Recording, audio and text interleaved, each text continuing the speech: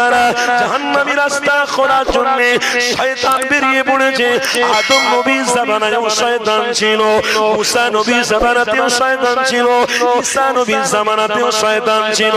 কারণ আজ কোরআনে আল্লাহ বলেছে ইন্নাশ শাইতানা লিল ইনসানি আদুউম মুবিন, শয়তান হলো মুহাম্মদ রাসূলুল্লাহর প্রকাশ্য শত্রু।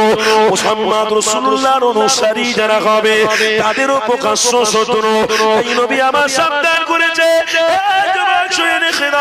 আল্লাহ নবী সাবধান করে বলেছিল, বাবা সাহাবারা তুমি জীবনে বেঁচে থাকো যতদিন, আল্লাহ তার রাসূলকে মজবুত করে ধরো, তাহলে তোমাদের লাভ রয়েছে।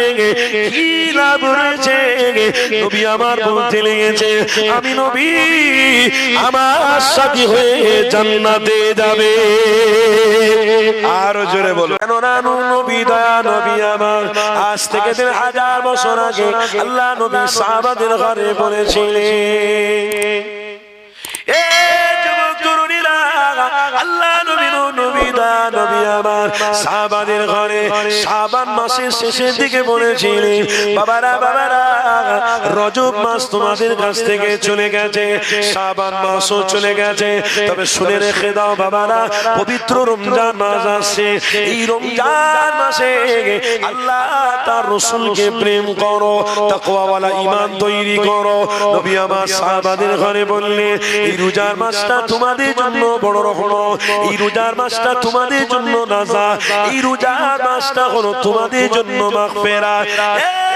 তরুণীরা, নবী পাকের আশিকিরা, আল্লাহ নবী দয়া নবী আমার সাহাবাদের ঘরে বলতে লেগেছে, বাবা এই পবিত্র রোজার মাসে কেউ যদি একটা রোজা রাখে, অন্য সময়ে ফরজ আমল করার সওয়াব আল্লাহ দান করবে।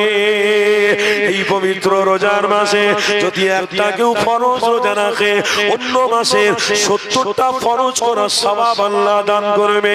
এই যুবক তরুণীরা, আল্লাহ নবী আমার জানাতে লেগেছে, বাবা সাহাবারা এই রোজার মাসে সুন্নাতে মুআক্কাদা তারাবির নামাজ রয়েছে, এই তারাবির নামাজ তোমরা 20 রাকাত পড়বে। এই 20 রাকাত riwayat কোথায় থেকে আছে শোনো, হযরত উমর ফারুক থেকে riwayat আছে, তোমরা 20 রাকাত নামাজ পড়বে।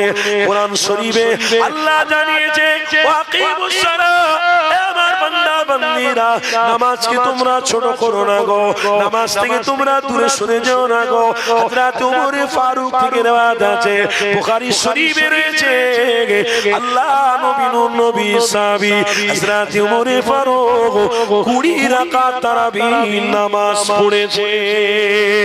আরো জোরে বলো, হযরত উমর ফারুক থেকে আপনাকে আমাকে শিক্ষা নিতে হবে, কেননা তিনারা নবী পাকের সাহাবী, তিনারা হলো নক্ষত্র, তিনারা হলো আসহাবিকান নুজুম, একটা তারকার না, তিনাদেরকে অনুসরণ করা, আল্লাহ নবীকে অনুসরণ করা। শুনে রেখে দাও, নবী আমার বলতে লেগেছে, বাবা সাহাবারা তোমরা নফল নামাজ যদি, তোমরা নফল আমল যদি এই পবিত্র রমজান মাসে করো, তাহলে অন্য সময়ে ফরজ যে আমল করলে সওয়াব হয়, ওই ফরজের সওয়াব এই নফল নামাজ আমল করলে পেয়ে যাবে। এই যুবক তরুণীরা, রোজাটা তোমার আমার জন্য অনেক বড় নিয়ামত। আজ এই পবিত্র রোজা পাওয়ার পরেও যদি আমরা রোজার মাসে না রোজা রাখি, যদি আমরা রোজার মাসে অন্যদেরকে গীবত করি, চুগলি করি, যদি রোজার মাসে অন্যদের সাথে আমরা গীবত চুগলিয়ে ব্যস্ত থাকি, এই পবিত্র রোজার মাসে রোজা রেখে আবার কেউ রোজাকে ভঙ্গ করে দিই, রোজার মাসে আবার কেউ নারীদের চেহারা দেখতে ব্যস্ত থাকে, পবিত্র রোজার মাস রোজা রেখে মসজিদে নামাজ পড়ে বেরিয়ে একে অপরের চুগলখড়ি করতে থাকে। এই যুবকেরা তরুণেরা, আল্লাহ পাকের পবিত্র কোরআন বলছে, খবরদার তোমরা চুগলখড়ি করো না। নবীর হাদিস শরীফের মধ্যে রয়েছে, খবরদার তোমরা চুগলখড়ি করো না, পরনিন্দা পরচর্চা করো না। কেননা নবী বলছে, যদি তোমরা পরনিন্দা পরচর্চা করো, ওমান সাতারা মুসলিমান সাতারাল্লাহু ফিদ দুনিয়া ওয়াল আখিরাহ, কিতাবের মধ্যে রয়েছে, যদি তোমরা চুগলি করো, যদি তোমরা অপরে গীবতে ব্যস্ত থাকো, তাহলে কিয়ামতের দিনে হাসরের ময়দানে আল্লাহ তোমাদের ভুলগুলোকে কোটি কোটি মানুষের সামনে তুলে ধরবে। এই যুবকেরা, তরুণেরা, এই পবিত্র রমজান মাসে আল্লাহ আমাদেরকে নিয়ামত দিয়েছে। এই রোজার মাসে একটা মাস যেন আমরা রোজা রাখতে পারি, বলুন ইনশাআল্লাহ।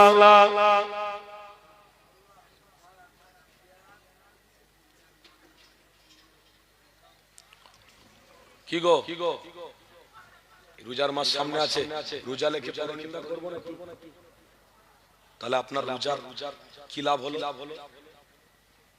আপনার রোজা রেখে কি লাভ হলো? সেই যদি কলসিতে নিচের দিকে যদি ছেদা থাকে, কি গো, বুঝছেন তো? কলসি পানি রেখেছেন, ছেদা যদি থাকে পানি পড়ে যাবে না? যাবে না। এই পবিত্র রমজান মাসে আপনি রোজা রাখলেন, তার মানে আপনি আমলকে সংগ্রহ করছেন, আল্লাহকে খুশি করছেন। আর সেই রোজার মাসেও যদি আপনি গুনাহ করেন, অন্যায় করেন, তাহলে আপনার আমলটা থাকবে কোথায়? শুনতে পাচ্ছেন তো? আপনার আমলটা থাকবে কোথায়? এই পবিত্র রমজান মাসে অন্তত পক্ষে তাকওয়া অবলম্বন করবেন, বলুন না ইনশাআল্লাহ। তাকওয়া মানে আল্লাহর ভয়, যে পবিত্র রোজার মাস পেয়েছি, এই রোজার মাসে কোনো গুনাহ করব না।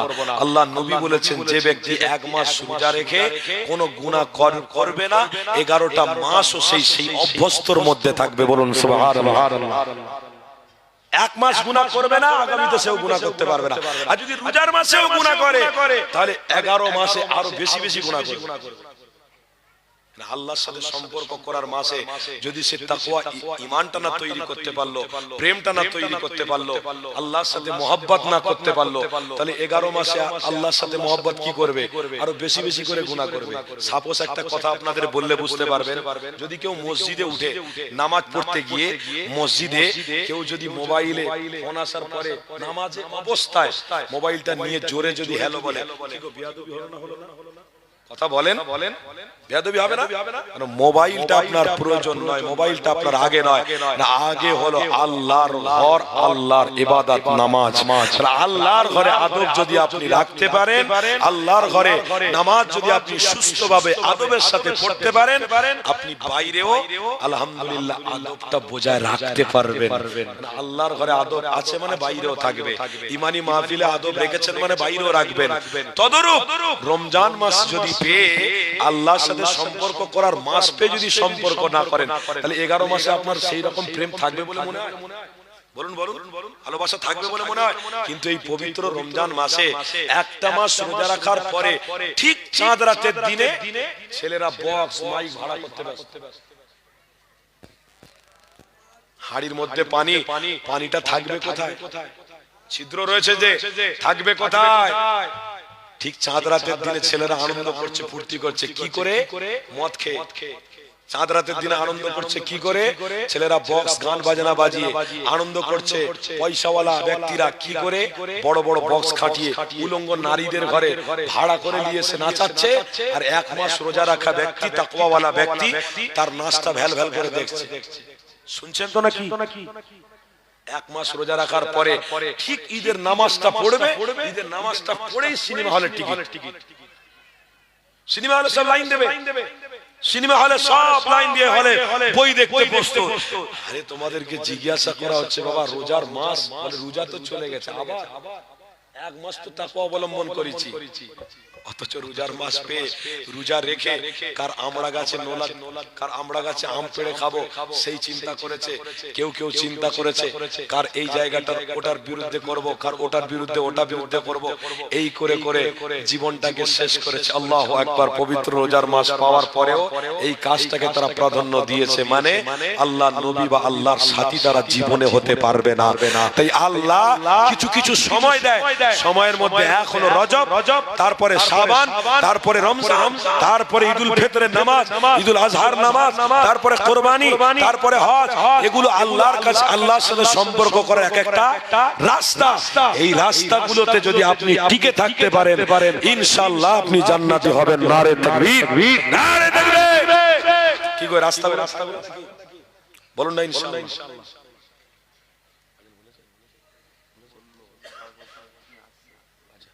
বাপেরা তাহলে শাবান মাসে আমরা রমজান মাসের গুরুত্ব একটু বুঝে নিলাম। এবার আসুন শাবান মাস। শাবান মাসে একটা আমল রয়েছে না নেই? কি গো বলেন কত তারিখ? শাবান মাসের 15 তারিখ। শুনছেন তো আমার কথা? শাবানের 15 তারিখ লাইলাতুন নিসফু মিন শাবান। এই শাবান মাসের 15 তারিখটা হলো আল্লাহর কাছে বড় গুরুত্বপূর্ণ। জোরে বলুন। আপনারা জানেন না? তাহলে শুনে নিন। আমি হাদিস পড়তে পড়তে দেখছিলাম এই শাবান মাসটা হলো এক বছরে আপনি কি গুনাহ করেছেন, কি নেকি করেছেন, সব নেকি গুনার এক বছরের সব কিছু আমার আল্লাহর কাছে এই শাবান মাসের 15 তারিখে হিসাব হয়।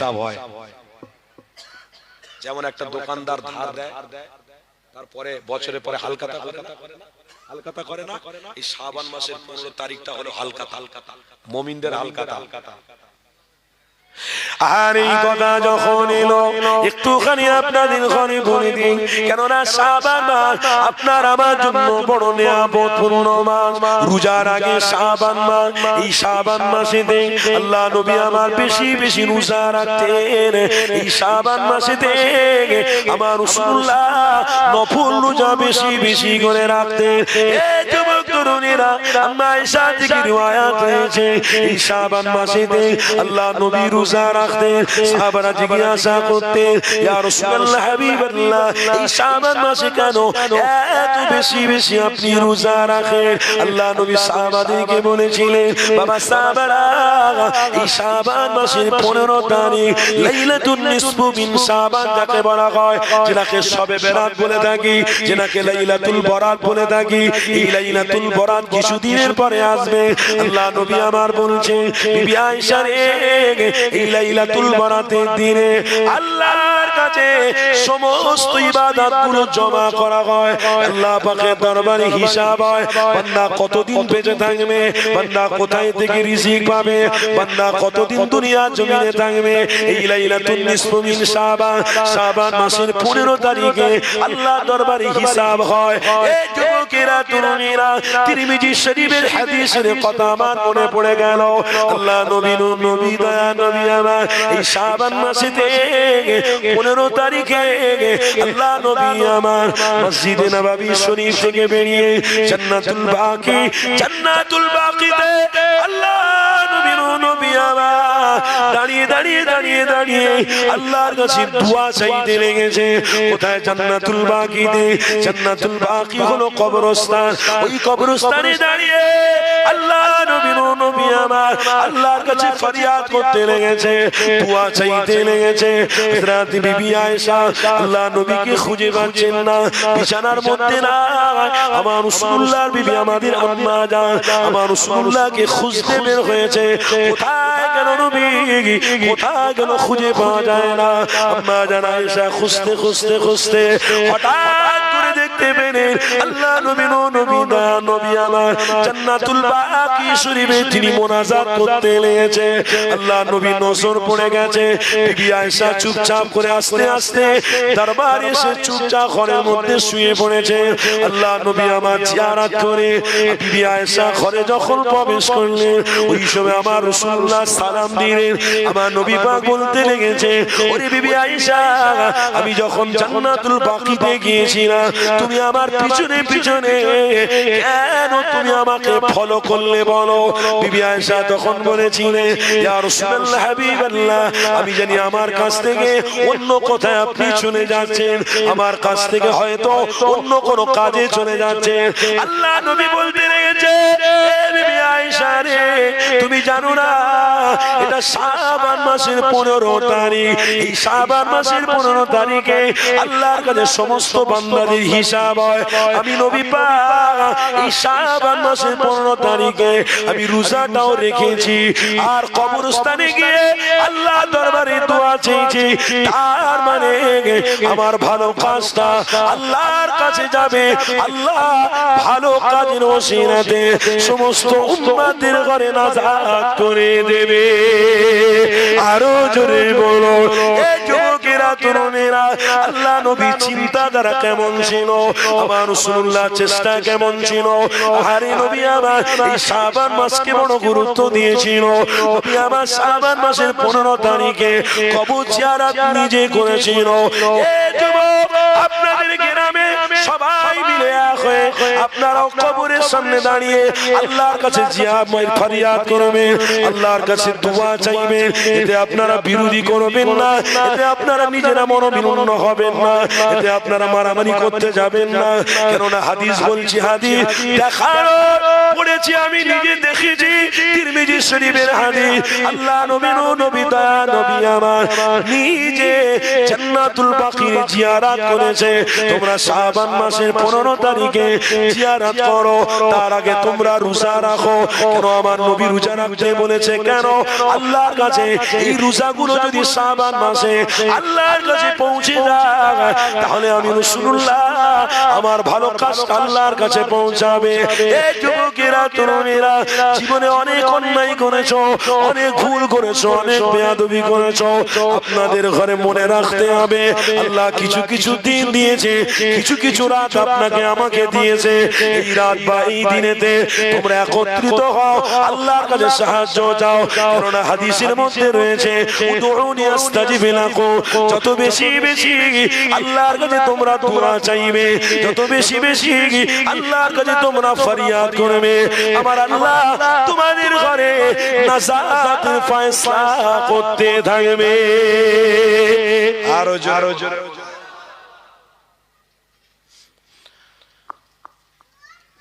এই শাবান মাসকে কেন্দ্র করে আমরা অনেকে অনেক ঝামেলার মধ্যে জড়িত। এ বলে জিয়ারত করা যাবে না, ও বলে জিয়ারত করা যাবে। গ্রামে তুমুল মারামারি হয় না? ক্লিয়ার করে দিলাম, আমার রাসূল জিয়ারতের পক্ষে, আমার রাসূল নিজে জিয়ারত করেছে। আর জিয়ারতের নিয়মাবলী আছে, আল্লামা হুজুরের দরবারে যদি যান, নিয়মাবলী আছে, কিতাব আছে, নিয়ে নেবেন। আমার দাদা হুজুর পীর কেবলার ওসিয়তনামাটা পড়বেন। দাদা হুজুর পীর কেবলার ইতিহাসেও আছে কবর জিয়ারত করা যাবে, তবে কিছু কিছু সময় দিয়েছেন। কি সময়? যেমন শুক্রবার, বৃহস্পতিবার, শনিবার, সোমবার, মঙ্গলবার, এই সময় কবর জিয়ারত করাটাই হলো উত্তম। জোরে বলুন। পুরো পশ্চিম বাংলায় মাহফিল হচ্ছে, ওয়াজ নসিহত হচ্ছে, দেখছি একটা জিনিস দেখতে পাচ্ছি, কি যে ইমানি মাহফিলে মানুষের সংখ্যা আস্তে আস্তে কমে যাচ্ছে আগের থেকে। এ থেকে বোঝা যাচ্ছে আল্লাহর বান্দার আর প্রয়োজন নেই, বান্দাদের আল্লাহর সাথে সম্পর্ক করার বা ডাকার কোনো দরকার নেই। কেন? অনাসে ইনকাম হচ্ছে, অনাসে সুখে আছি। আচ্ছা বলুন, আপনার কাছে যদি একটা টাকা হালালের থাকে, ওটাকে কেউ ধ্বংস করতে পারবে? কেন? আপনি কোরআন শরীফ জানেন, হাদিস শরীফ জানেন, আল্লাহর নবী বলেছে যার কাছে 1 টাকা হালাল থাকবে, ওই 1 টাকাটাই হলো আল্লাহর দায়িত্বে গ্রহণযোগ্য। জোরে বলুন। কেন? হালাল। আর হালালের দায়িত্ব কে নেবে বলেছে? কে নেবে বলেছেন? আল্লাহ। আর আপনার কাছে 1 কোটি টাকা যদি থাকে, হারাম থাকে, ওই টাকাটা আপনার চোখে দেখতে পাবেন, আপনার কাছে কিছু দিনের জন্য থাকবে, আর থাকবে না, ও যে কোনো প্রকারে বেরিয়ে যাবে। তাই আজ অনাসে বান্দা যখন ইনকাম করতে পারছে, অনাসে যখন বান্দা ভালো খাবার খেতে পারছে, এখানে আল্লাহর পরিচয় আর কি দরকার? আল্লাহর সাথে সম্পর্ক করার আর কি দরকার? কোনো দরকার নেই। রবের সাথে সম্পর্ক না করে যখন এত পাচ্ছি, তাহলে আরো পাবো যদি রবকে ছেড়ে দিই। তাই মুসলমানরা এখন ওই কাজটাই ধরে নিয়েছে। খবরদার, বেশি দিন আপনি বাঁচবেন না। স্মরণ রাখবেন, আল্লাহকে ছেড়ে দেওয়া মানে জাহান্নাম থেকে হাতছাড়া করে দেওয়া। কি গো, বুঝছেন? আল্লাহকে ছেড়ে দেওয়া মানে জাহান্নামকে, জান্নাতকে, বলুন, জান্নাতকে হাতছাড়া করে দেওয়া। আর রাসূলকে ছেড়ে দেওয়া মানে জান্নাতকে হাতছাড়া করে দেওয়া। আহারে আমার নবীর আশিকেরা, আসো আল্লাহ নবীর আলোচনা করি। কেননা নবী আমার আজ থেকে 1000 বছর আগে সাহাবাদের ঘরে জানিয়ে দিয়েছিল, বাবা সাহাবারা, আমি নবী তোমাদেরকে জানিয়ে দিলাম, পৃথিবীর জমিনে তোমরা এসেছো, আল্লাহ নবীকে তোমরা নিয়ামত হিসেবে পেয়েছো। এটা তোমাদের কাছে বড় নিয়ামত। এই নিয়ামতকে তোমরা ছেড়ে দেবে না, এই নিয়ামতকে তোমরা ছেড়ে দিও না বাবা। কেননা তোমাদের জন্য মুহাম্মদ রাসূলই হলো নাজাত। আরো জোরে হবে। এটা নিয়ামত, এটা তোমাদের জন্য নাজাত। কেন নাজাত এটা বুঝতে হবে, কেন না কোন নবী আলাইহিস সালামের ক্ষমতা আল্লাহ সেদিনে দেবে না, একমাত্র মুহাম্মদ রাসূলুল্লাহকে আল্লাহ ক্ষমতা দেবে।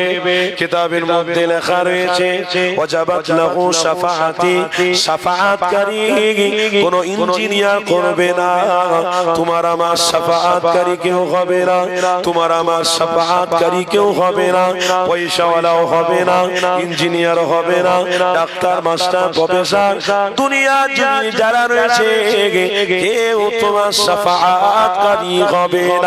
যদি শাফাআত করতে হয় তোমার আমার নবী মুহাম্মদ রাসূল শাফাআত করবে।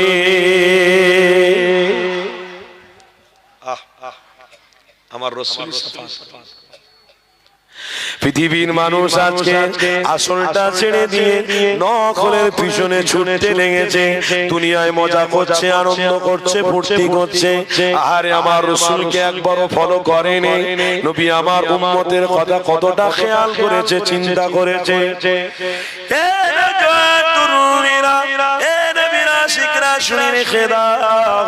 আমার নবী পাক আপনার কথা আমার কথা কতটা চিন্তা করেছে শোনো।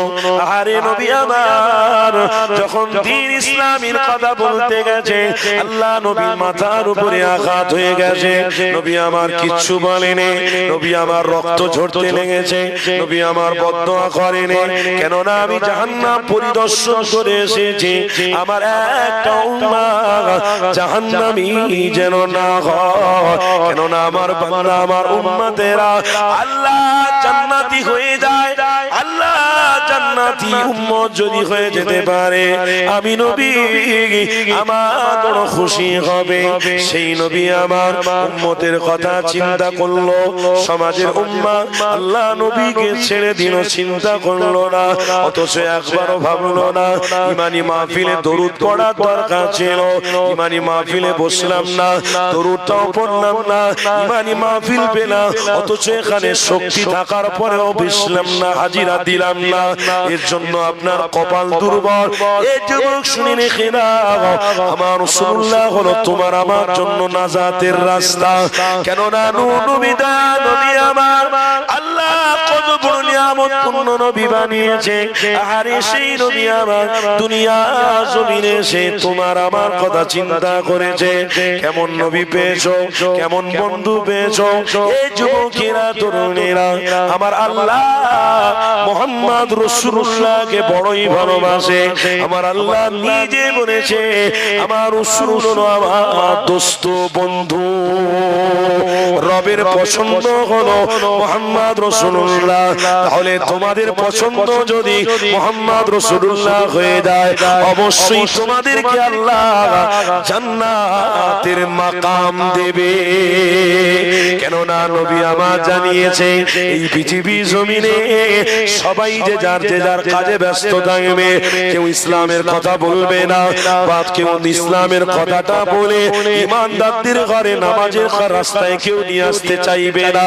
যে যার কাজ, যে যার ব্যবসা, যে যার বাণিজ্য, যে যার ইনকাম, যে যার ছেলে মেয়ে, দুনিয়ায় থাকতে গেলে যা দরকার রয়েছে ওগুলো বান্দারা করবে, যে যার ব্যস্ত থাকবে, তোমাকে নিয়ে কেউ ভাববে না।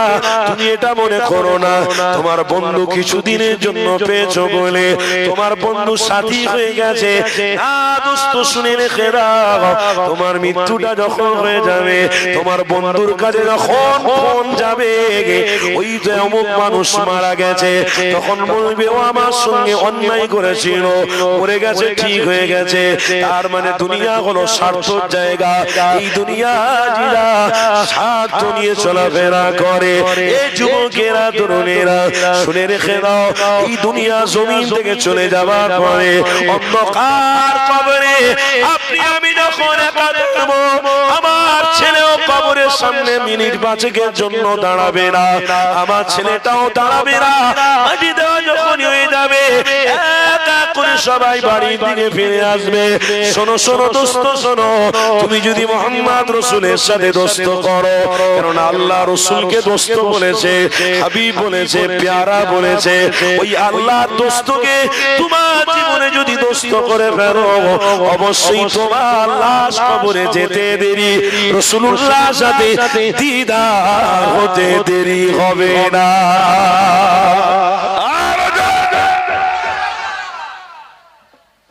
দোস্ত করছো দোস্ত, বন্ধু করছো বন্ধু,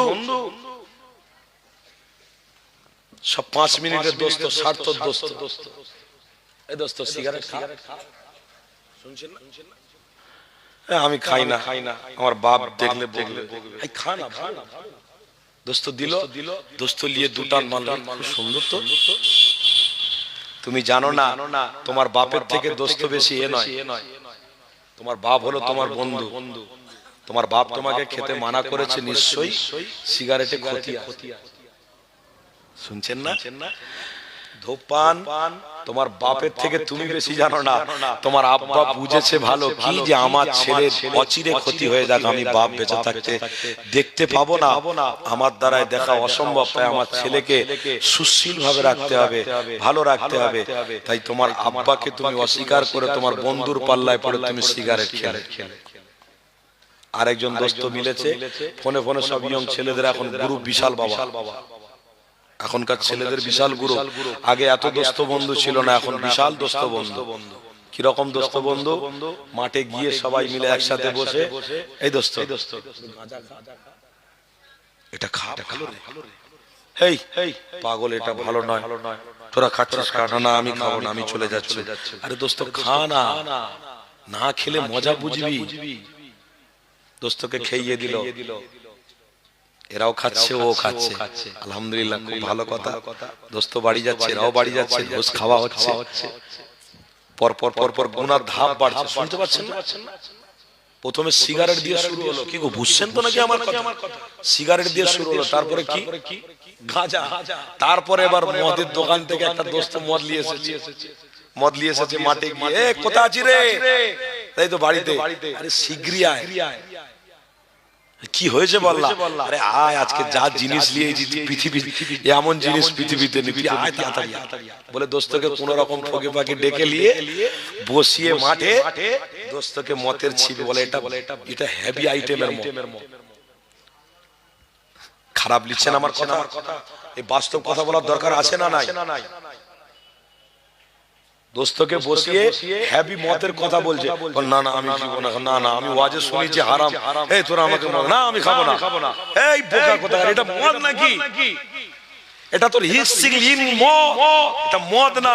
হিক্সিংলিন মানে তোমার বডিটাকে কমজোর থেকে সচল করে দেবে, এটাকে মদ বলে না। তুই খেয়ে দেখ একবার। তার দোস্তকে পোকে পা ভালো করে খাইয়ে দিয়েছে, খুব বুঝিয়ে বাজিয়ে যখন খাইয়েছে, দোস্তকে আরেকটা দিল, আরেকটা দিল, আরেকটা দিল, খেয়ে দোস্ত একদম ফুলে ফেপে টল হয়ে গেছে, আর হাঁটাচলা করতে পারছে না।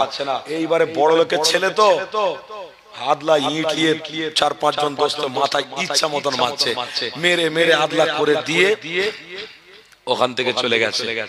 বাপের কাছে খবর গেছে, মায়ের কাছে খবর গেছে, আপনার ছেলে রাস্তায় পড়ে আছে। কেন? এরা এসে দেখছে রক্ত লহুমান হয়ে যাচ্ছে, মাথা ফেটে গেছে, মুখ ফেটে গেছে। এই এর বন্ধুরা মনে হয় কিছু ক্ষতি করেছে না, অ্যাক্সিডেন্ট হয়েছে। এবার ওই দোস্তরা ঘুরে এসে বলছে, না না না এই কিছুক্ষণ অ্যাক্সিডেন্ট হলো, কিছুক্ষণ আগে বাইকে অ্যাক্সিডেন্ট হয়েছে, আমরা এই ধরাধরি করছিলাম, তা আপনারা এসেছেন, ভালো হয়েছে। ক্ষতি কোথায় যাচ্ছে দেখেছেন? রাস্তা কোন দিকে যাচ্ছে দেখেছেন তো? ওদের উদ্দেশ্য কি?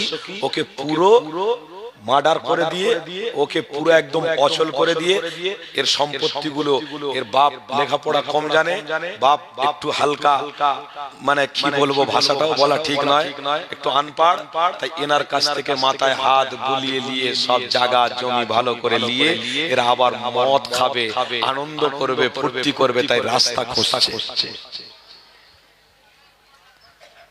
কোন দিকে যাচ্ছে সমাজ? সমাজ আস্তে আস্তে করে অন্যদিকে চলে যাচ্ছে। আরে ওই দোস্ত কিন্তু আপনার আসল নয়, দোস্ত আসল হলো মুহাম্মাদুর রাসূলুল্লাহ। আরো জোরে জোরে, এটা হলো আসল। এই আসল দোস্তের সঙ্গে সম্পর্ক।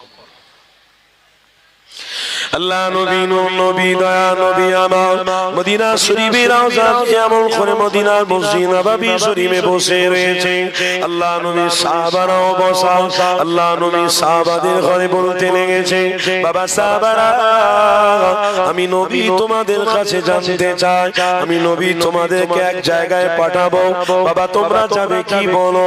ওই সময় সাহাবারা বলেছিলেন, ইয়া রাসূলুল্লাহ হাবিবাল্লাহ, অবশ্যই আমরা যাব, কেননা আমাদের দিলেতে মুহাম্মদ রাসূলুল্লাহ প্রেম রয়েছে।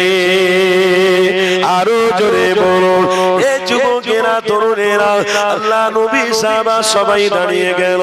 আমার রাসূলুল্লাহ বলতে লেগেছে, বাবা সাহাবারে, তোমাদের অমুক যুদ্ধের ময়দানে যেতে হবে। আল্লাহ নবী সাহাবারা বললেন, ইয়া রাসূলুল্লাহ হাবিবাল্লাহ, অবশ্যই আমরা যুদ্ধের ময়দানে যাব। আপনি কখন বলবেন বলেন, আমরা তৈরি রয়েছি, অবশ্যই যাব। ওই সময় নবী বললেন, বাবা তোমরা বসে পড়ো। সবাই বসে পড়লেন। আল্লাহ নবী আমার চারজন সাহাবাকে দাঁড় করালেন। এই যুবক তরুণীরা শোনো, আল্লাহ নবী নবী দা নবী আমার চারজন সাহাবাকে দাঁড়াতে বললেন। চারজন সাহাবা দাঁড়িয়ে গেল। নবী আমার জিজ্ঞাসা করছে, বাবা রে, আমি রাসূলুল্লাহ তোমাদেরকে যুদ্ধের কমান্ডার বানাবো, বাবা তোমরা কি যুদ্ধের কমান্ডার হবে? আল্লাহ নবী সাহাবারা খুশি হয়ে গিয়ে বলতে লেগেছিল, ইয়া রাসূলুল্লাহ হাবিবাল্লাহ, যুদ্ধের কমান্ডার হওয়া এটা আমাদের বড় ভাগ্যের ব্যাপার।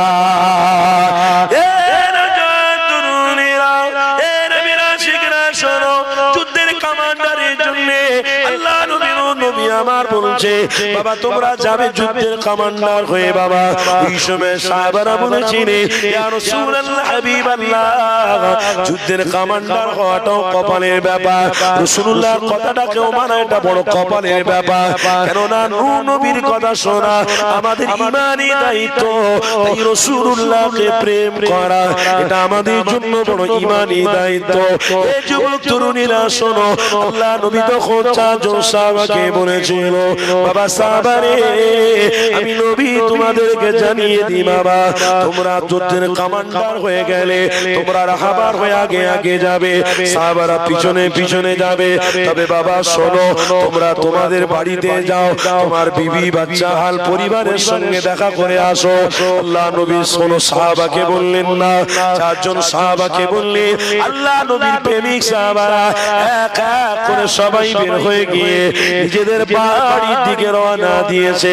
এই যুবকেরা তরুণেরা, আল্লাহ নবী প্রেমিক সাহাবারা বাইরে দাঁড়িয়ে দাঁড়িয়ে ওই চারজন সাহাবা কোন মিটিং করতে লেগেছে, নিজেরা বলা কোয়া করতে লেগেছে। আল্লাহ নবী আমাদের চারজনকে কমান্ডার বানিয়েছে, আমাদের রাহাবার বানিয়েছে। আমরা বড় আনন্দ খুশি, কেননা আমাদেরকে আল্লাহ নবী পছন্দ করে ফেলেছে। ওই চারজন বন্ধু বলতে লেগেছে, আল্লাহ নবী কাউকে বাড়িতে পাঠায়নি, আমাদের কেন পরিবারের সঙ্গে দেখা করতে বলেছে? আল্লাহ নবী আমাদেরকে বাচ্চা কাচ্চাদের সঙ্গে কেন দেখা করতে বলেছে? নিশ্চয়ই কারণ লুকিয়ে রয়েছে। আল্লাহ নবী আমাদেরকে দেখা করতে বলেছে মানে আমাদের দেখাটা শেষ দেখা, কেননা আমার রাসূলুল্লাহ যখন যুদ্ধের ময়দানে ডেকেছে আমাদেরকে শহীদ হয়ে যেতে হবে, আর আমাদের বিবির সঙ্গে দেখা হবে না, আমাদের বাচ্চাদের সঙ্গে দেখা হবে না। তাই নবী আমাদেরকে বিবি বাচ্চার সঙ্গে দেখা করতে বলেছে। আল্লাহ নবী চারজন সাহাবা ওখানে খুশি করতে লেগেছে, আনন্দ করতে লেগেছে। নবীর কথাতে যদি আমরা শহীদ হয়ে যাই, অবশ্যই আল্লাহর কাছে বিনা হিসাবে জান্নাতি হয়ে যেতে পারবো। আরো জোরে বলুন। কত আনন্দ করছে তারা চারজন। আল্লাহর কথাতে, রসুলের কথাতে যদি শহীদ হয়ে যায়, তোমরা বিনা হিসাবে জান্নাতে পৌঁছে যাবো। জোরে বলো। আর আজকের গ্রামের ছেলেরা, গ্রামের আব্বারা কি করছে? আল্লাহ তার রসুলের কথাটাকে গুরুত্ব না দিয়ে তারা দুনিয়ার অনেক কিছুকে গুরুত্ব দিয়ে নিজের জীবনটাকে সর্বনাশ করতে ব্যস্ত হয়েছে। তেনারা খুশি করছে, আনন্দ করছে। চারজন সাহাবা একে অপরে বলা কোয়া করছে যে যদি আমরা শহীদ হয়ে যাই তো জান্নাতি। জোরে বলো। চারটিখানি ব্যাপার। শহীদ কাকে বলে? বেঈমানদের আঘাতে হয়তো গলা চলে যেতে পারে, বেঈমানদের আঘাতে হাত চলে যেতে পারে, বেঈমানদের আঘাতে পা চলে যেতে পারে। জান যখন যাবে কত কষ্ট, জান বেরোবে কত কষ্ট, রক্ত রক্ত দেখতে হবে, নিজের চোখে দেখতে হবে, আর নিজে তড়পে তড়পে জান চলে যাবে। তাই তো রাসূল বলেছে শহীদদের মর্যাদা হলো কাল কিয়ামতের দিনে হাসরের ময়দানে শহীদরা দাঁড়িয়ে থাকবে, আল্লাহ তাদেরকে ক্ষমতা দেবে, শহীদ হয়েছে আমার রাসূলকে প্রেম করে, আমাকে খুশির জন্য, ইসলামের জন্য, দ্বীনের জন্য শহীদান তোমরা আজকে যাকে যাকে ভালো লাগে তাকে তোমরা সাথী করিয়ে জান্নাতে চলে যাও। জোরে বলো। এটা হলো শহীদের মর্যাদা। আল্লাহ নবী চারজন সাহাবা খুশি করতে করতে, আনন্দ করতে করতে যে যার বাড়ির দিকে সব চলে যাচ্ছে। কি গো শুনছেন তো? আল্লাহ নবী, নূর নবী, দয়া নবী, সাহাবারা সবাই এক এক করে যে যার বাড়ির দিকে চলে গেছে।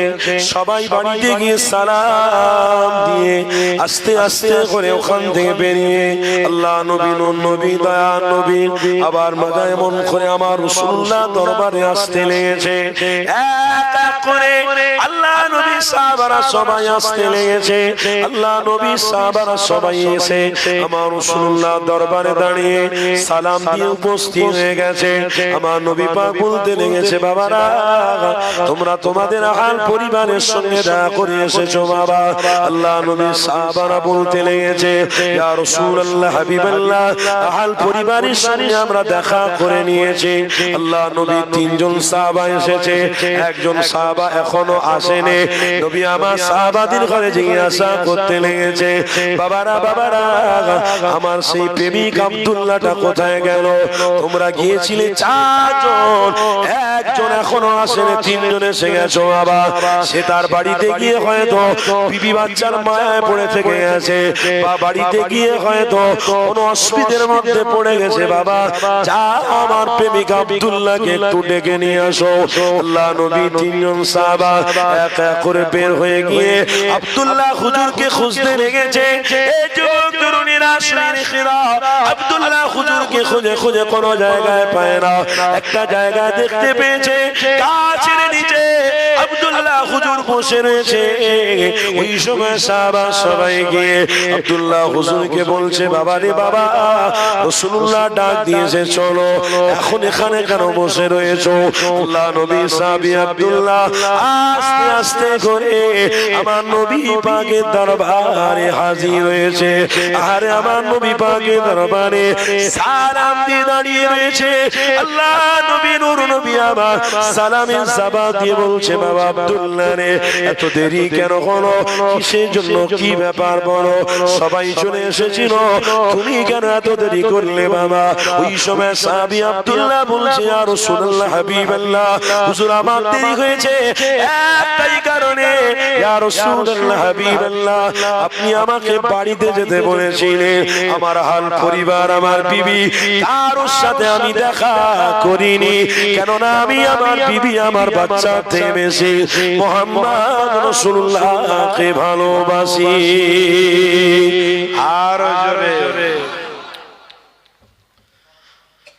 আমার বিবি, বাচ্চা, আমার হাল পরিবারের থেকে আমি মুহাম্মদ রাসূলকে ভালোবাসি। জোরে বলুন সুবহানাল্লাহ। কেমন ভালোবাসা, কেমন প্রেম! রাসূলের সাহাবী আমার রাসূলুল্লাহ দরবারে এসে দাঁড়িয়ে বলছে, ইয়া রাসূলুল্লাহ, হাবিবাল্লাহ, আমি আপনাকে অনেক ভালোবাসি। আমার রাসূল প্রশ্ন করছেন, বাবা সাহাবী, তো তোমার বিবির সাথে দেখা করতে যেতে বলেছি, এতে অসুবিধা কি ছিল? তোমার বাচ্চার সাথে দেখা করতে যেতে বলেছি, এতে তোমার অসুবিধা কি ছিল? এতে কি মোহাব্বত চলে যেত? আল্লাহর রাসূলের সাহাবী আব্দুল্লাহ বলছেন, ইয়া রাসূলুল্লাহ হাবিবাল্লাহ, হুজুর বেয়াদবি নেবেন না, আমার বিবির কাছে গেলে আমার বিবির মায়া পড়ে যেতে পারত, আমার বাচ্চার কাছে গেলে আমার বাচ্চার দয়াতে হয়তো মায়াতে আমি বাইরে বের হতে পারতাম না। ইয়া রাসূলুল্লাহ হাবিবাল্লাহ, হুজুর কেননা আপনার মায়া তো আমার দিলে আছে, আপনার প্রেম তো আমার দিলে আছে, আমার বিবি আগে নয়, আমার বাচ্চা আগে নয়, আমার রাসূল আগে। কেন নবী কাজের কথা বলেছে, নবী যুদ্ধের যেতে বলেছে, তাই আমি প্রস্তুতি ছিলাম আমার রাসূলুল্লাহর ডাকে সাড়া দেওয়াটাই আমি আব্দুল্লাহ আমার ঈমান। জোরে বলুন সুবহানাল্লাহ। ইয়া রাসূলুল্লাহ হাবিবাল্লাহ, আমি আপনার দরবারে এসেছি এই কারণে যাইনি আমার বিবি আহাল পরিবারের সঙ্গে দেখা করতে। যদি আসতে দেরি হয়ে যেত তাহলে কিয়ামতের দিনে আল্লাহর সামনে দাঁড়িয়ে আল্লাহ যদি আমাকে জিজ্ঞাসা করত, আমি উত্তর না দিলে আল্লাহ আমাকে জাহান্নামী বানিয়ে দিত। তাই আমার রাসূলকে ভালোবেসেছি, এটা অন্যায় করিনি। আমি আমার রাসূলকে প্রেম করেছি, আমি অন্যায় করিনি। না, আল্লাহর কাছে আমি অসম্মানিত হই। তুমি নবীর উম্মত, আল্লাহর কাছে অসম্মানিত হবে, আল্লাহর কাছে অপমানিত হবে। নবীর উম্মত হয়ে অপমান হওয়া, অসম্মান হওয়া, এটা দুর্ভাগ্য। কথা ঠিক না ভুল? এটা দুর্ভাগ্য। কেন আপনি তো নবীর উম্মত, আমার রাসূল চেয়েছিল প্রত্যেকটা উম্মত যেন জান্নাতি হয়, আর তুমি নবীর উম্মত হয়ে আল্লাহর কাছে হিসাব দিতে হবে, আর সেই হিসাবের রাস্তায় দাঁড়িয়ে আছো। আল্লাহ তোমাকে হিসাবগুলো সব দেখিয়ে দিচ্ছে। তুমি অমুক দিনে অমুক মেয়ের সঙ্গে জিনা করেছো, অমুক দিনে অমুক টাকা লেনদেন করেছো, অমুক দিনে অমুক নারীকে তুমি ভালোভাবে দেখেছো, অমুক দিনে অমুক নারীর সঙ্গে তুমি কথা বলেছো, অমুক দিনে অমুক নারীর সঙ্গে তুমি বিয়াদবিমূলক কাজ করেছো। এই সবগুলো হিসাব আল্লাহ তোমার সামনে প্রস্তুত করবে। কেন? আল্লাহর কোরআন বলছে, ফামান ইয়ামাল মিসকাল যাররাতিন খায়রান ইয়ারা ওয়া মান ইয়ামাল মিসকাল যাররাতিন শাররান ইয়ারা। তোমার ভালো মন্দর খবর কে জানে? বলুন, কে জানে? আর তোমার ভালো মন্দ যা কিছু করেছো সব তিল তিল করে আল্লাহ হিসাব দেখিয়ে দেবে, হিসাব নেবে। তুমি কি করেছো, কোথায় কি করেছো, কোথায় খরচা করেছো, তোমার দৌলত কোথায় নিয়ে গেছিলে, তোমার দৌলত কার জন্য সংরক্ষণ করেছিলে, সব কিছুর হিসাব আল্লাহ তিল তিল নেবে। আর তখন যদি তুমি মুহাম্মদ রাসূলুল্লাহর উম্মত হয়ে জাহান্নামী হয়ে যাও, আমার রাসূলুল্লাহ কষ্ট পাবে। কেন? আমার রাসূল চেয়েছিল আমার উম্মতরা জান্নাতি হোক। জোরে বলো। তাই সময় আল্লাহ আমাদের অনেক দিয়েছে। এই সময়েতে আল্লাহ তার রাসূলকে প্রেম করাটাই হলো আমাদের দায়িত্ব। বুঝছেন তো? এই দায়িত্বটাকে যদি আপনি মনে করেন এটা কোনো দায়িত্ব না, তাহলে আপনিও মনে রাখবেন আপনার জীবনে অচিরে এমন জিনিস আসবে, যে ক্ষতিটা আসবে কোনো ডাক্তারেও সারাতে পারবে না। কেন? আল্লাহ তার রাসূল হলো ঈমান, আর ঈমানটাকে আপনি দায়িত্ব মনে করেননি, তাহলে আল্লাহ আপনাকে রোগ দেবে, কোন ডাক্তারও ভালো করতে পারবে না, তাদেরও দায়িত্ব নাই। আপনি দায়িত্ব যখন নেননি তো আল্লাহও দায়িত্ব নেবে না। তোমাকে ঘুরিয়ে ঘুরিয়ে চারিদিকে ঘুরিয়ে লাস্টে দেখা যাবে পচন ধরে ওই জায়গাতে ক্যান্সার হয়ে তুমি মরে গেছো। এতে লাভ কি হবে? এতে লাভ তুমি ধরুনি বলে তোমাকে আল্লাহ দুনিয়ায় দেখিয়ে দিয়েছে, আর তুমি কবরে গেলেও আল্লাহ দেখাবে, কিয়ামতের দিনেও আল্লাহ তোমাকে জাহান্নামীর ফয়সালা করবে। আর যদি দুনিয়ার জমিনে আল্লাহ তার রাসূলকে মজবুত করে ধরে রাখতে পারো, অবশ্যই দুনিয়া, কবর আর কিয়ামত ওয়া সালাসাতুন, তিনটে জায়গায় আল্লাহ তোমাকে মুক্তি দান করবে। জোরে বলুন, আরো জোরে বলুন। দরুদ শরীফ আল্লাহুম্মা সাল্লি আলা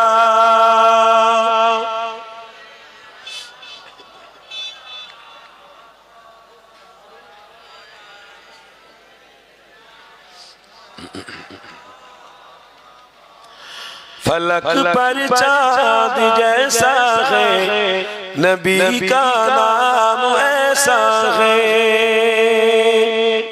फलक पर चांद जैसा है, नबी का नाम ऐसा है। मोहम्मद नाम दिलों से गम मिटाता है, मोहम्मद नाम ऐसा है। जरे हबे ना फलक पर चांद जैसा है, नबी का नाम ऐसा है।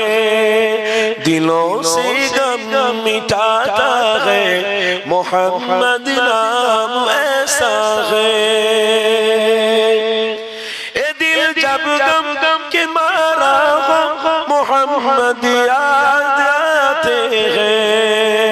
ए दिल जब गम के मारा हो, मोहम्मद याद आते हैं। जोरे हबे ना नारे बीबी फलक पर चांद जैसा है, नबी का नाम ऐसा है।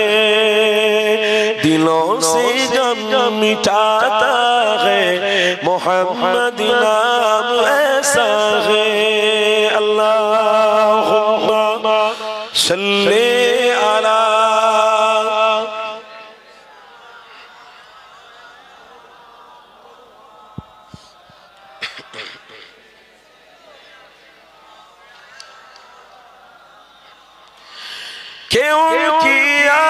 की शबनम है मरहम मेरे जख्मों को,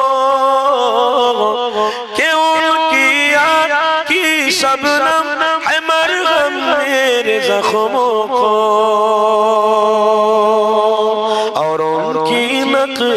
और उनकी नाम की बरकत से दिल तस्कीन पाता है। আমার রাসূলুল্লাহর নাম নিলে এই দিলটাকে আল্লাহ ঠান্ডা করে দেবে। জোরে বলো। और उनकी नाम की बरकत से दिल तस्कीन पाता है। फलक पर चाँद जैसा है, नबी का नाम ऐसा है। दिलों से गम मिटाता है, मोहम्मद नाम ऐसा है। अल्लाहुम्मा सल्ले अला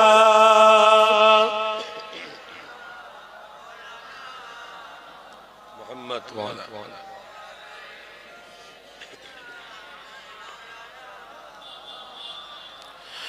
किसी का दिल दुखाना सदा खल्क़ बारी को, किसी का दिल दुखाना सदा खल्क़ बारी को। मेहरबानी का हर रास्ता मदीने को ही जाता है। जोरे हवे ना मेहरबानी का हर रास्ता मदीने को ही जाता है। फलक पर चाँद जैसा है, नबी का नाम ऐसा है। दिलों से गम मिटाता है, मोहम्मद नाम ऐसा है। अल्लाहुम्मा सल्ले अला मौला मुहम्मद व अला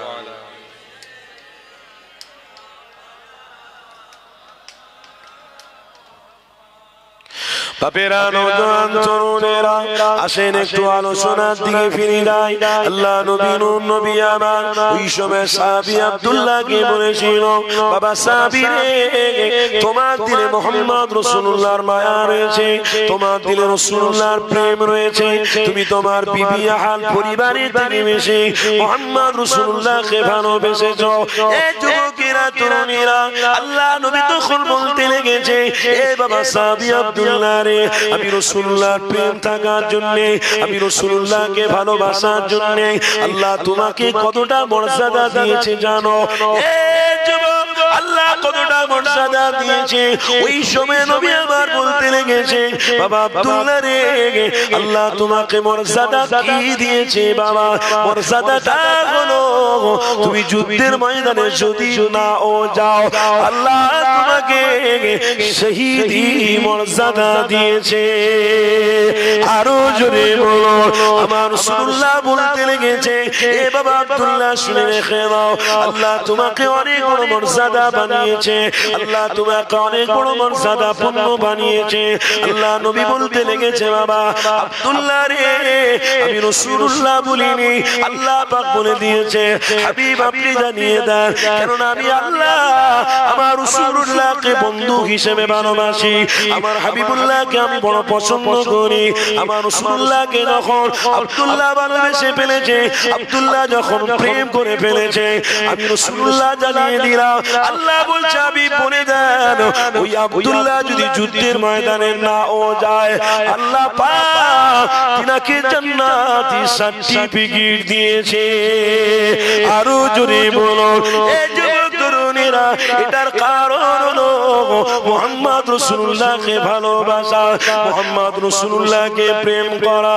আজকে সুযোগে এমন একটা সময় আমরা উপস্থিত হয়েছি, এই সময়তে আজ আমাদের ঘরের বাচ্চারা রাসূলুল্লাহকে মডেল হিসেবে মেনে নেয় না, আমার রাসূলুল্লাহকে প্রাধান্য দেয় না। আল্লাহ নবী থেকে আজ আমার ঘরের ছেলেরা অনেক দূরে সরে যাচ্ছে। আল্লাহ নবীকে তারা পুরনো মনে করতে লেগেছে, ইসলামকে তারা পুরনো মনে করতে লেগেছে। খবরদার, ইসলামকে ছেড়ে দিও না, কেননা ইসলামটাই হচ্ছে আল্লাহর মনোনীত ধর্ম। ইসলামের উদ্যোগ কিছু নাই, ইসলামের উদ্যোগ কেউ নাই। ইসলামটাকে তুমি পেয়েছো, এটা তোমাদের জন্য সৌভাগ্যের ব্যাপার। নবীকে পেয়ে গেছো, এটা তোমাদের জন্য বড় সৌভাগ্যের ব্যাপার। খবরদার, রাসূলুল্লাহকে ছেড়ে দিও না, ইসলামটাকে ছেড়ে দিও না। এই যুবক তরুণীরা, আজকের সময়তে দেখতে পাওয়া যায় আমার ঘরের বাচ্চারা ইসলাম বা দ্বীন থেকে দূরে অন্য কাজে ব্যস্ত হয়ে গেছে। এই যুবক তরুণীরা শুনে রেখে দাও, আল্লাহ নিজে কোরআনে বলছে, ওরে আমার বান্দা বান্দীরা, খবরদার আমাকে ভুলে যাস না, আমার রাসূলুল্লাহকে ছেড়ে দিস না। কেননা আমার রাসূলুল্লাহকে যদি ভুলে যা, আমার রাসূলুল্লাহকে যদি ছেড়ে দি, আমি আল্লাহ কাল কিয়ামতের দিনে হাসরের ময়দানে আমি আল্লাহ তোদের জাহান্নামী বানিয়ে দেব। আরে নবী আমার বলছে, বাবা সাহাবারা, খবরদার তোমরা জাহান্নামী হতে যেও না। আল্লাহ নবী সাহাবারা বলেছিলেন, ইয়া রাসূলুল্লাহ, হাবিবাল্লাহ, জাহান্নামে যেতে গেলে কি কি কাজ থেকে বিরত থাকতে হবে, ওই কাজগুলো আমাদেরকে বলে দেন।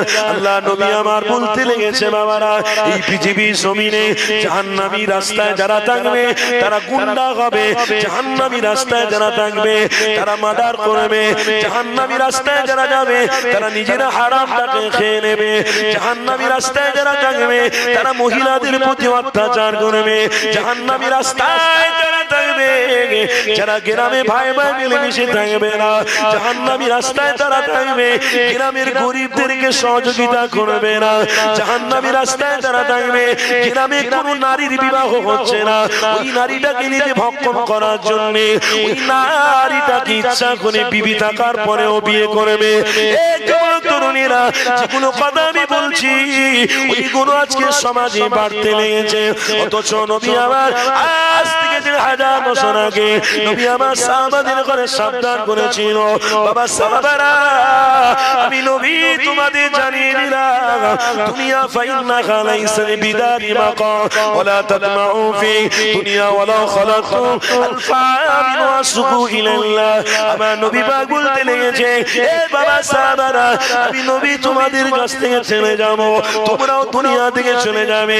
কেউ দুনিয়া জমিনে চিরজীবন বাঁচবে না, কেউ দুনিয়া জমিনে চিরজীবন থাকবে না। এই যুবক তরুণীরা শুনে রাখো, তাই তো আমার নবী বলতে লেগেছে, এ বাবা সাহাবারা, আমি নবী তোমাদেরকে জানিয়ে দিই, জাহান্নামের পথ তোমরা অবলম্বন করতে যেও না। আল্লাহ নবী আরো বলতে লেগেছে, বেগানা নারীরা অত্যাচার অনাচারের মধ্যে পড়ে যাবে, নারীরা বেপরদা হয়ে ঘুরবে, ওটা হলো জাহান্নামের পথ। নারীরা স্বামীদেরকে প্রাধান্য না দিয়ে অন্য পুরুষদেরকে তারা যারা আপন মনে করবে এটাই হলো জাহান্নামের রাস্তা। নারীরা নিজেদের স্বামীদের খিদমত করবে না, এটাই হলো জাহান্নামের রাস্তা। এই যুবক তরুণীরা আমার নবী পাকের ক্লিয়ার করতে লেগেছে, বাবা সাহাবারা জাহান্নামী রাস্তা খোলার জন্য শয়তান বেরিয়ে পড়েছে। আদম নবীর জামানায়ও শয়তান ছিল, মুসা নবীর জামানাতেও শয়তান ছিল, ঈসা নবীর জামানাতেও শয়তান ছিল। কারণ আজ কোরআনে আল্লাহ বলেছে ইন্নাশ শাইতানা লিল ইনসানি আদুউম মুবিন, শয়তান হলো মুহাম্মদ রাসূলুল্লাহর প্রকাশ্য শত্রু। মুহাম্মদ রাসূলুল্লাহর অনুসারী যারা হবে তাদেরও প্রকাশ্য শত্রু। এই নবী আমার সাবধান করেছে, আল্লাহ নবী সাবধান করে বলেছিল, বাবা সাহাবারা তুমি জীবনে বেঁচে থাকো যতদিন আল্লাহ তার রাসূলকে মজবুত করে ধরো, তাহলে তোমাদের লাভ রয়েছে। কি লাভ রয়েছে? নবী আমার বলতে লেগেছে আমি নবী আমার সাথী হয়ে জান্নাতে যাবে। আরো জোরে বলো, জোরে বলো।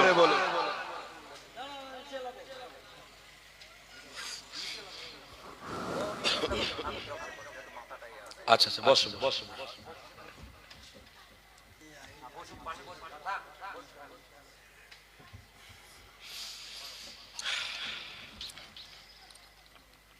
আপনারা দাঁড়িয়ে আছেন,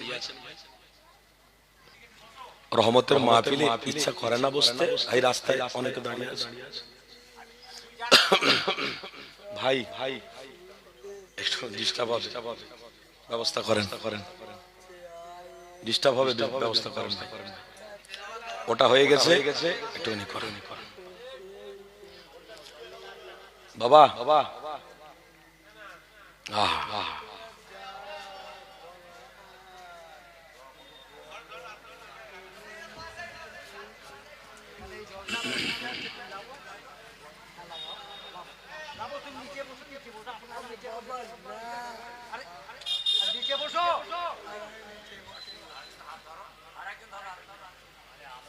আস্তে আস্তে আস্তে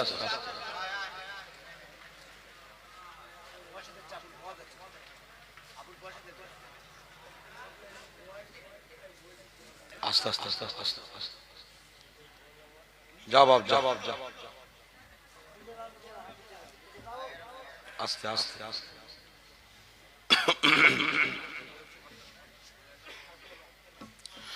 দরুদ শরীফ আল্লাহুম্মা সাল্লি আলা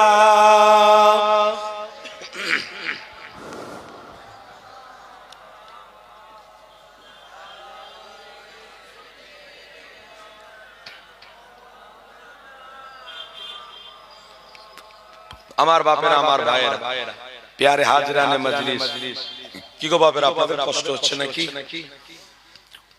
অসুবিধা হচ্ছে না তো? আব্বা কি কথা বলছিলাম, জাহান্নামের রাস্তা থেকে বাঁচতে হবে। জাহান্নামী পথ বেরিয়ে পড়েছে, বহুমুখী পথ রয়েছে। আমি কিছুদিন আগে দেখছিলাম মোবাইলে একজন দাঁড়িয়েওয়ালা ব্যক্তি, শুনছেন তো নাকি আমার কথা? এদিকে লক্ষ্য করুন, দাঁড়িয়েওয়ালা একজন ব্যক্তি, মাথায় টুপি আছে, মাইকে মাইক দিয়ে সমাজের মানুষকে বলছে যে বিয়ে বাড়িতে গান বাজনা হবে না, ওই বিয়ে বাড়িতে হারাম। জোরে বলুন নাউজুবিল্লাহ।